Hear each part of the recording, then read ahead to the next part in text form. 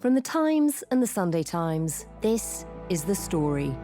I'm Manveen Rana.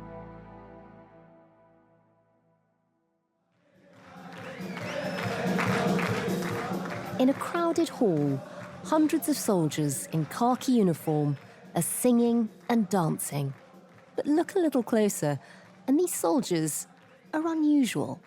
While some have the traditional army buzz cut, many sport beards, and some have ringlets of hair falling out of their berets.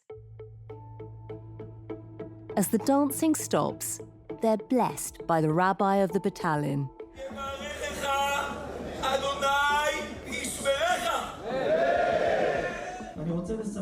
This is the Netzah Yehuda, the only battalion of ultra-orthodox Jews in the Israeli army. Back in February, they were dancing in that hall to celebrate their 25th anniversary.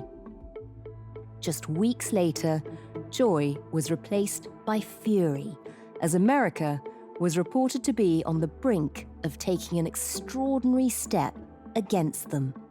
U.S. Secretary of State Antony Blinken is reportedly expected to announce sanctions against the IDF Netzah Yehuda battalion, according to a report by Axios. If the sanctions are put in place, it would mark the first time the U.S. government would impose sanctions on an Israeli military unit.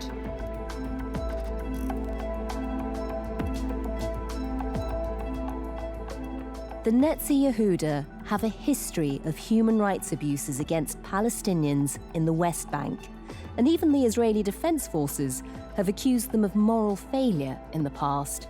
But with the threat of sanctions looming, the Israeli Prime Minister, Benjamin Netanyahu, is firmly backing them. I will fiercely defend the Israeli Defense Forces, our military and fighters. If someone thinks that they can impose sanctions on an IDF unit, I will fight it with all my might. So what do we know about the battalion at the heart of an international standoff? Who joins the Netzah Yehuda, and why is the issue of ultra-Orthodox Jews in the army so controversial in Israel right now? And with no sign of a ceasefire in Gaza, and America's calls for Israel not to bomb Rafah going, so far, unheeded, is this another sign that the relationship between Israel and its closest ally is at breaking point? The Story today: could the US sanction Israel's rogue battalion?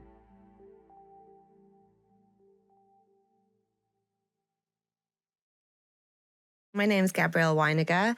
I am a correspondent for The Times based in Israel. I've been covering the now 7-month-long war in Gaza since October the 7th from Israel and the West Bank. And I've been in the Middle East for about 15 years. Gabrielle, very unusually, a couple of weeks ago, we got an announcement from the Americans. They were singling out one particular battalion, one Israeli battalion, the Netzah Yehuda, who are being sanctioned. Just tell us a bit about this battalion. What are their origins? Why was it founded? The Netzah Yehuda battalion was founded in 1999 and comprised of maybe 15 to 30 volunteers initially who come from ultra-Orthodox backgrounds. I'm also going to refer to the ultra-Orthodox as Haredi, which is the local or the Hebrew word for this community. Haredi means to fear God, and they are a very God-fearing group. And just for clarity, I suppose we should say that people might know Haredi men from their very distinctive appearance. They dress very traditionally, quite often in a white shirt, a black suit, black wide-brimmed hat. You see them all over Israel, and their appearance is just one way in which they hold themselves slightly separately from the rest of Israeli society. Just explain how else they differ. They adhere to very strict laws, from diet to dress to daily conduct to how to raise a family. Just every aspect of life is according to these religious laws. They are mainly volunteers. They are not conscripted. So this very small group of Haredis who adhere to these strict laws, for example, they can only be in a male unit. There can be no women around them. This is because of Haredi belief. Exactly. They can't mix genders. They can only really be with their female relatives and their wives. They also have to eat special meals on base. So it was a very isolated unit. It was set up as a bit of an experiment, I think, to introduce the Haredis, who don't normally conscript, into the IDF, into the Israeli Defense Forces. And currently there are over 1,000 soldiers in this unit, but they are all on a voluntary basis. None of them have been officially conscripted. And tell us a bit about how it works. So you say they're not officially conscripted. How long do they tend to serve? What is it like? How different is it to any other IDF battalion? I think in some ways it's quite normal. They'll go in at 18 years old, they'll serve for 3 years, and they will do reserves. I spoke to one former member who was very, very early on. He joined in the early 2000s, and he is still in the reserves. He was there until he was around 40. And he was very involved in the IDF. What's unusual about it is that this community, the Haredi ultra-orthodox community, don't usually go into the IDF. Many Haredis, they don't believe in the standard institutions in the state of Israel, for example, especially the army, which they see as secular institution. It's anti-religious. There's all kinds of preconceptions. So what draws these people to fight, to join the army? Well, in this gentleman's case, he was enamored with it. He saw soldiers on the streets where he was growing up in Bnei Brak, which is one of the largest Haredi communities in Israel, in central Israel. He wanted to be part of that. He wanted to serve. He wanted to do his part. I think others might have got lost, been unable, for example, to take the normal route that Haredis normally take. Haredi men usually go to yeshiva and they do certain studies. They get married, they have lots of children. There's one track, but there is an element of people who are looking for an outlet for their nationalist and religious ideology, which again is not the mainstream Haredi way, because they don't have this nationalist ideology. In fact, many of them are anti-Zionist and don't support the state in any way and think the state should be God-given. But I think some of them are looking for an outlet to express their nationalist and religious identities, and that is a way to do it.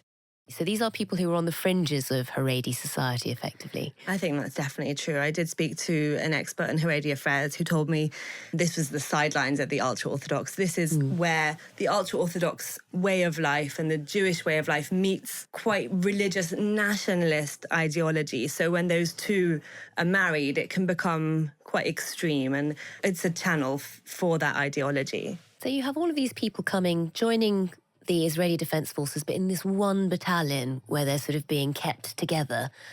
How does the rest of the IDF view them? Do they integrate? Do they mix? Do they work together? They don't mix at all. They're their own battalion and there'll be no women around, so that already leaves out many of the soldiers who are normally in the IDF. They're seen as quite separate, and they're treated separately. So they were stationed for the longest time in the West Bank, and solely in the West Bank. They started in the Jordan Valley and then they went on to more Palestinian concentrated areas such as Nablus and Ramallah. And they were the longest serving unit who served in the West Bank. And I think in a way they put them in this outlying area because they are outliers and they didn't conform with the ways and the beliefs and the way of life of Israeli soldiers. And it's just not in their DNA. It wasn't in their lexicon to be a soldier. They were brought up in very isolated and insular communities who didn't see how Israeli life really was.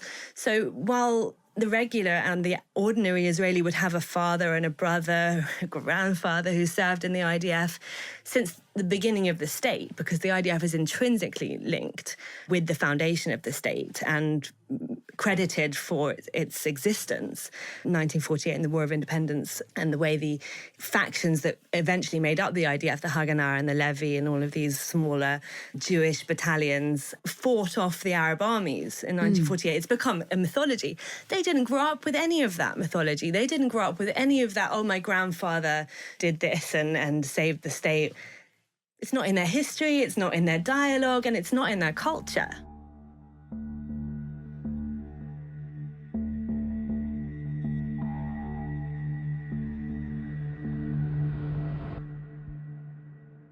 There's been some controversy over the years.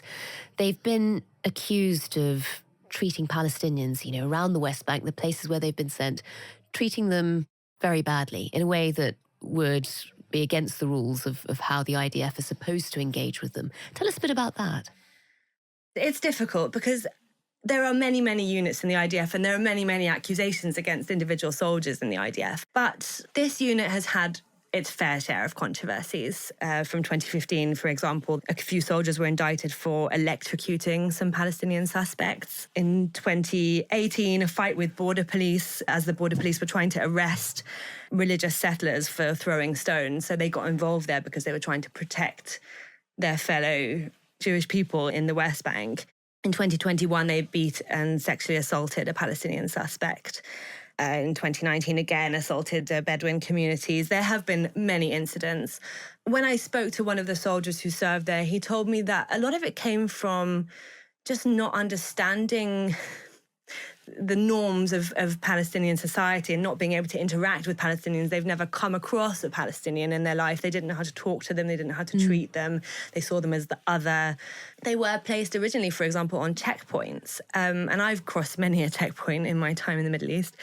They don't know how to address civilians. They would address them very rudely. They would speak to an elderly woman unkindly, or a mother in front of her children. And these are also abuses. These are more subtle, but they are certainly violent acts. And I think that wasn't doing Israel any favors. And it was this wild west that exists in the West Bank, where they felt they were able to enact with some impunity against Palestinian civilians. And all those incidents that I listed, those soldiers were indicted and held to account in some way, whether that was jail for a few months or something like that.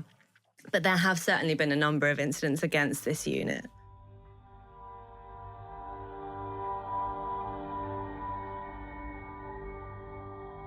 Back in 2022, there was one particular incident that did get quite a lot of attention. Tell us about that.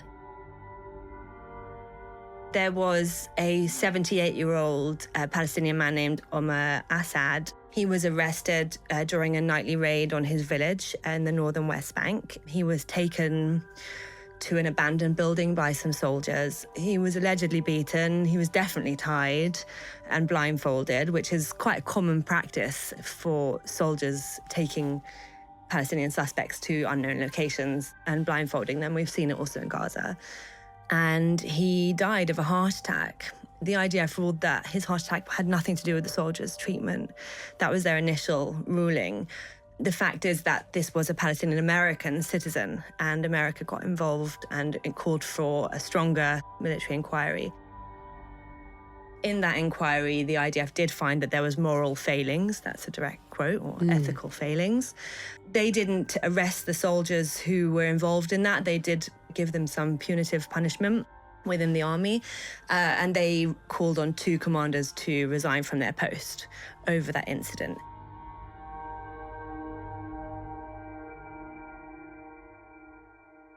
Six months later, the Israeli army decided to remove the entire unit from the West Bank. They thought this is too much trouble. And they moved them to the Gallant Heights, where they won't be interacting with Palestinian civilians and where they'll be just protecting the border, essentially.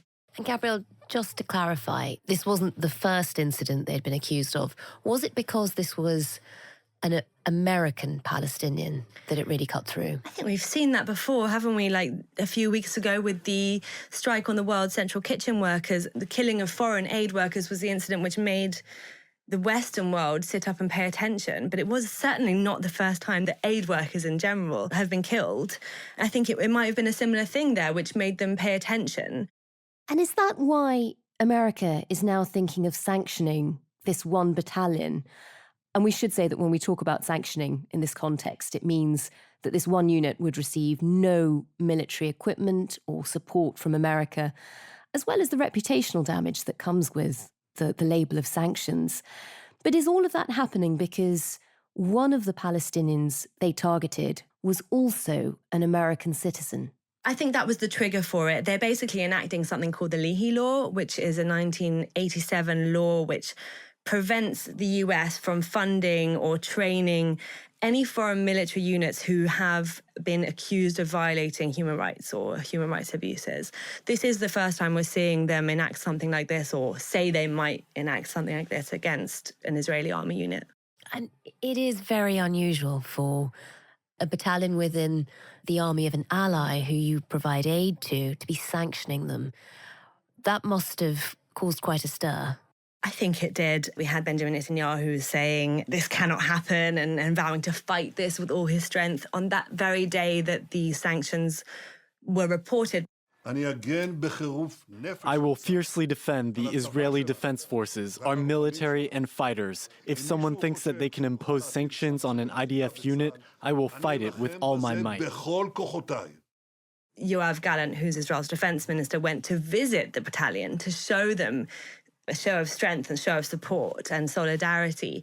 I think Israel is very protective of all their units, whether or not this is an outlier unit. It doesn't matter. They will stand for their values and they'll stand for what they say is the most moral army in the world. It's so unusual for a battalion to be sanctioned like this. What exactly would it mean for them? I mean, how would it play out?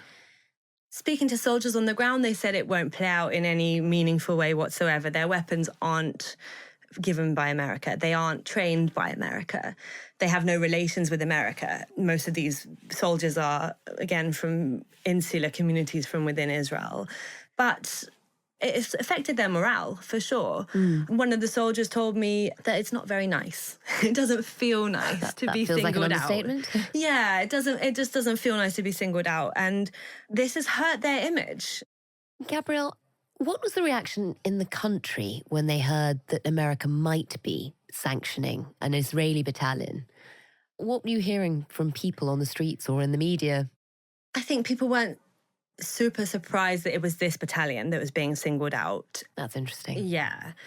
They're also seen as a bit of an easy target. They're quite different from the rest of the IDF. In a way, they're othered by their own society. I think Israel sees them as, even Israel, and not just America, sees them as someone they can say, well, these are the outliers and these are some people we can place blame on for any violations. At the same time, there is a record there of them having committed abuses, which should be held to account. There definitely is, but we've seen them be punished in some ways for that and removed from their posts. And maybe the IDF has woken up to the fact that these are not the best people to put in a place which is already so lawless. You know, Israeli settlers are accused of acting with complete impunity against their Palestinian neighbors, and to then add fuel to the fire and add some people who potentially have a more radical religious nationalist way of thinking, who seek to conquer the entire West Bank and make it part of Israel, because of course this is land that Palestinians seek as a major part of any future Palestinian state. That's a fundamental clash, and maybe the IDF realised that this is not appropriate to have people like this who also can't interact with women.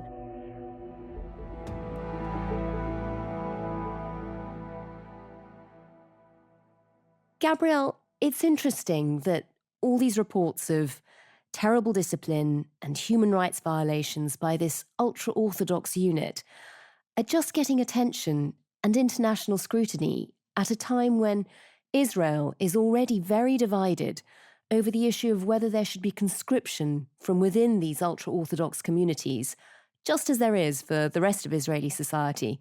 Just tell us a bit more about why this has proved to be so controversial and the background to why Haredi men in the past have been exempt from military service. So that goes back to the foundation of the state, when the first Prime Minister, David Ben-Gurion, exempted a few hundred ultra-Orthodox members of the community from joining the army.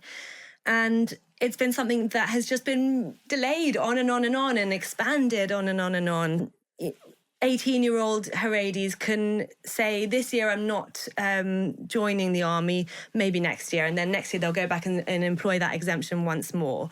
What's changed is that the High Court has said no more delays. We can't do this anymore. They've made a decision to overrule this exemption and say that the government has to come up with a proposal to draft them. The government haven't been able to do that because it's made up of Israeli hardliners and Israeli religious Haredi ministers.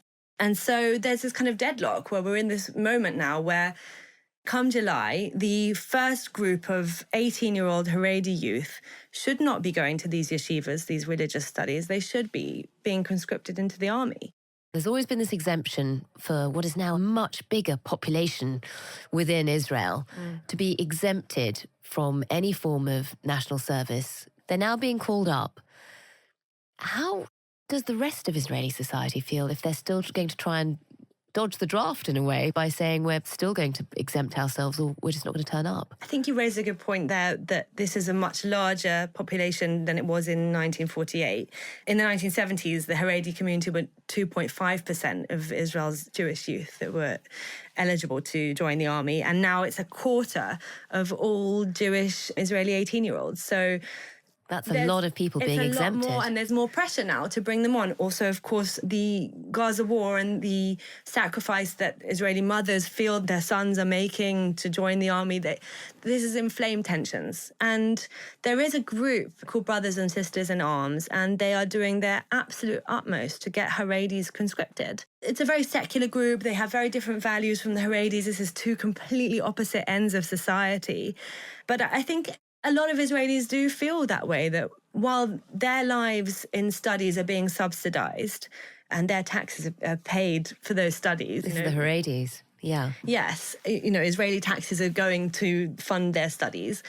They don't have to join. They don't have to share that burden. They don't have to give up 2 years for women and 3 years for men of their young lives. To do national service. To do national service, exactly. And there is also a proposal that they will extend those years for regular Israelis. So and this is because Israel is now at war. They need the people who are there. They need more people to fight. So now they're going to extend conscription for the people, for ordinary people. That is something that's being proposed. That must increase tensions. How bad have tensions got? How are the Haredi community reacting to the potential change in the law?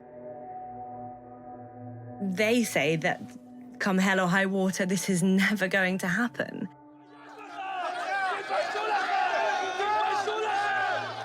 They want us to go to the Israeli army. For that it means to us, they don't want us to be religious. Therefore, we prefer to die and not to go to the army.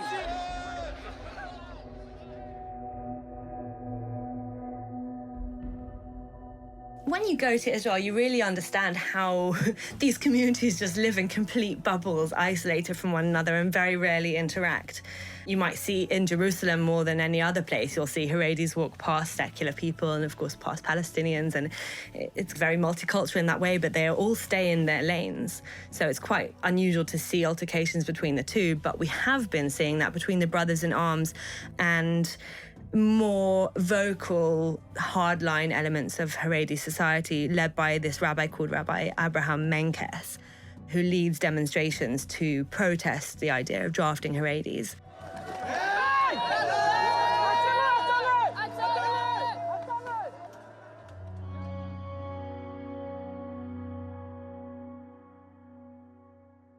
He says that this will destroy their way of life. It will put Haredi youth on the wrong path and expose them to things that they work so hard not to be exposed to. They all have kosher phones, which means they don't have internets on their phones. They just don't mix in any way with regular Israelis. So to put them in an ideology or in an institution like the Israel Defense Forces, he feels that it would corrupt them. I think the Haredi community also feel that what they're doing is God's work and they protect the country with their prayers. And they feel that is equally important. Do the IDF actually want them, given that they don't mix, given that when you have had one battalion who are allowed to stay within their own battalion and not have to mix with the rest of the army, there have been abuses, there is a record of things going wrong. How much does the IDF want them to be joining en masse?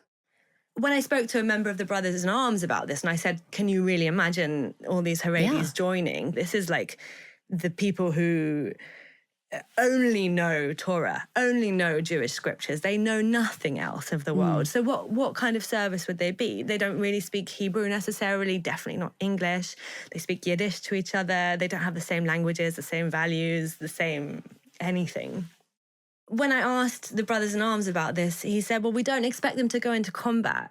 There's many, many ways to serve in the IDF. For example, many Bedouin members of Israeli society and Arab members of society who choose can do national service, which is some kind of volunteer civil society work, or work in ambulances. We do see in Israel the group called Zaka, which is also ultra-orthodox. You may remember them from October the 7th because they did a lot of work in burying the dead. So there are many ways to incorporate them without having them in a unit. Given how much tensions are rising within Israel about this issue, how much of a problem is it for Netanyahu and his government? Could this be the thing that actually tears them apart? There are some analysts who say that this is going to be the issue because this breaks the government. It might, because this is where democracy meets the two central pillars of Israel, its democratic nature and its Jewish nature, and these two are clashing here. We've seen two different sides of this in Israel's government. So we've got the Shas and the United Torah Judaism members, two ultra-religious parties, who have called the effort to draft Haredis the mark of Cain. They're like, this is unacceptable. And they've accused the IDF of bullying the Haredi community over this. So that's one part of his government. The other part, for example, Benny Gantz, who's part of the war cabinet at the moment and is seen as quite centrist, he's definitely a military man, he says that this community needs to be conscripted. That being said, I think behind the scenes, the religious elements of the government won't be so quick to leave a good thing. Netanyahu has been there for them for the past few decades, and they think that a government led by someone like Benny Gantz would be a lot worse for them. So I think behind the scenes, there's going to be a lot of wheeling and dealing to find a way to draft a new proposal that will maybe conscript a few more volunteers without making it a blanket call-up. And talking of wheeling, dealing behind the scenes, the relationship between Netanyahu and Joe Biden has seemed very strained during the course of this war. Joe Biden has an election coming up. He's losing a lot of support because he's seen as not having been very strong on Israel. If he doesn't go through with these sanctions after they've been reported, how bad is it for him, particularly at a moment when we're getting so many reports of what sound like war crimes coming out of Gaza? Will people accuse him of not doing as much as he could to control Israel's actions? It's difficult. Biden's been accused of not doing enough to support Gaza, and I don't think that this is going to be the straw that breaks that camel's back. I think that's already in the air, you know, with the ICJ judgment and South Africa's case accusing Israel of genocide. And there's a lot of wider criticism about American military support of Israel, for example, who just pledged more money to Israel's army. This is a wider issue. This is not the hill that he's going to die on, I think, for Joe Biden.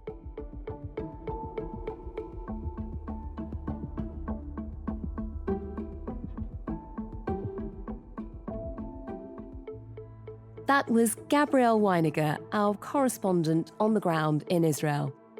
You can find all of her work from Israel and more on this story as it develops at thetimes.co.uk with a subscription. The producer today was Chris Wade, the executive producer was Kate Ford, and sound design and theme composition were by Mal Lassetto. If you can, please do leave us a review wherever you get your podcasts. Thanks for listening. See you tomorrow.